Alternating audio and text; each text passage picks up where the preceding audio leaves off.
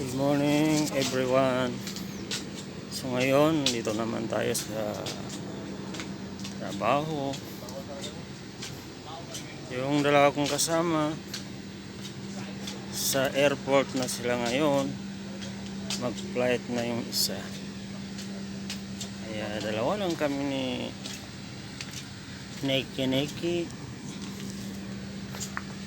Kaya umuwi na si Salipada. Kaya tis na lang mga guys. Saka mag-ipon pa para magkabili ng ticket. Ang mahal ng ticket ngayon. Nasa 3,000, nasa 6,000 plus yung ticket.